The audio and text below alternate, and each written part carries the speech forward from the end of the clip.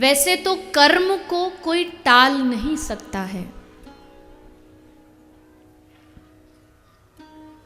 जो कर्म हमने किए हैं उसका परिणाम हमें हर हाल में भुगतना पड़ेगा।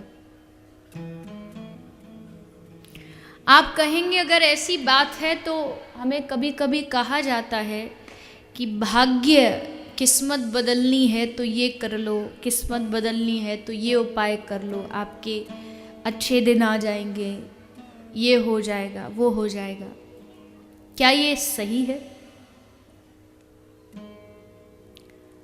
या बहुत सारे लोग होंगे जो इस बात पर कहीं ना कहीं विश्वास करते होंगे कि किस्मत को बदला जा सकता है। लेकिन सबसे पहले जानना ये चाहिए कि आखिर किस्मत कहते किसको है?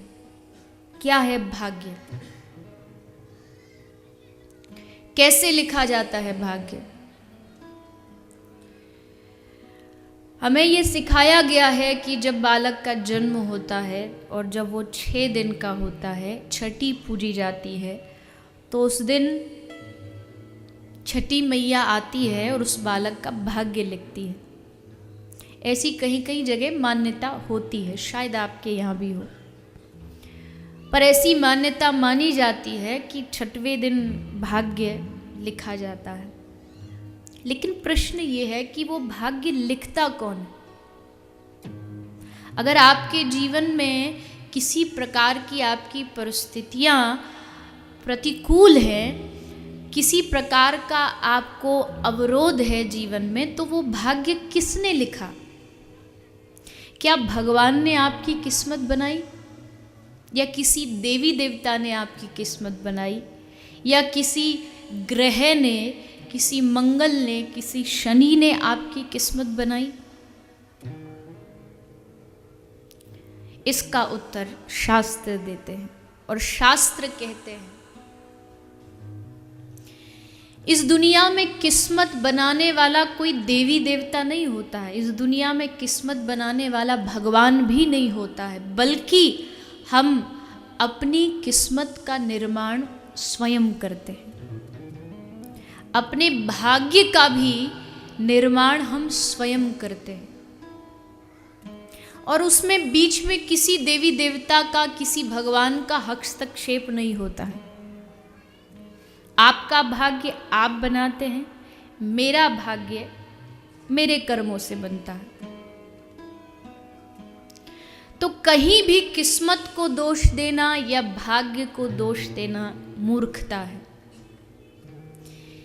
यहाँ सब कुछ जो हो रहा है वो या तो हमारे इस जन्मों के कर्मों के फलस्वरूप हो रहा है, या हमने पूर्व काल में कोई ऐसे कर्म किए होंगे जिसका परिणाम अच्छा या बुरा हमें इस युग में, इस जन्म में प्राप्त होता है। किस्मत मतलब कर्मों का फल।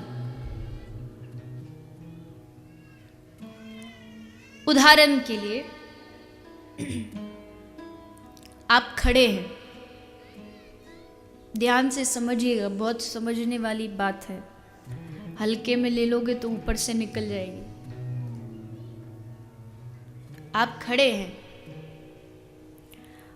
और मैंने आपसे कहा कि अपना एक पैर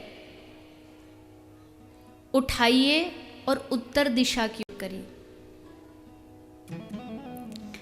आपने पैर उठाया और उत्तर दिशा की ओर कर दिया।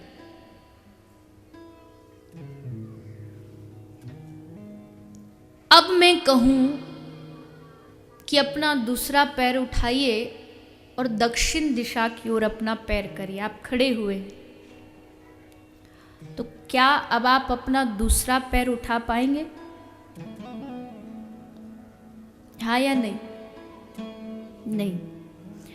पहली बार जब आपसे कहा गया तो आपके पास निर्णय लेने का अधिकार था कि आप अपना दायां पैर उठाते हैं या बायां पैर उठाते हैं। पहली बार आपके पास निर्णय था, समय था, लेकिन जब आपने पैर उठा दिया उसके बाद अब निर्णय आपके हाथ में नहीं है, क्योंकि आप अपना पैर ऑलरेडी उठा चुके हैं। कर्म भी वही होता है। कर्म यानी आपके पास निर्णय है, आपको चोरी करनी है या आपको सत्यता से चलना है। आप निर्णय करें, और आपने निर्णय कर लिया कि मुझे चोरी करनी है, आपने कर्म कर दिया। अब जो इसका परिणाम है, जो इसका फल है, वो अब किसके हाथ में है? किसके हाथ में है? कर्म करना हमारे हाथ में है। चॉइस ऑफ डिसीजन जो होता है वो हमारे हाथ में है, कि आपको अच्छा करना है या बुरा करना है। कर्म हमारे हाथ में है, लेकिन कर्म का फल किसके हाथ में है?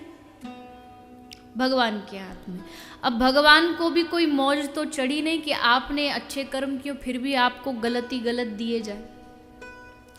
अगर कुछ दे रहे हैं भगवान, तो इसका मतलब है कि वो कहीं ना कहीं कर्म के परिणाम स्वरूप हमें प्राप्त हो रहा है। हमने कहीं उस कर्म को अपनाया होगा, जिसके कारण आज उसका परिणाम हमें भगवान के द्वारा मिल रहा है। बस परिणाम देना भगवान के हाथ में, बाकी सब कुछ हमारे हाथ में।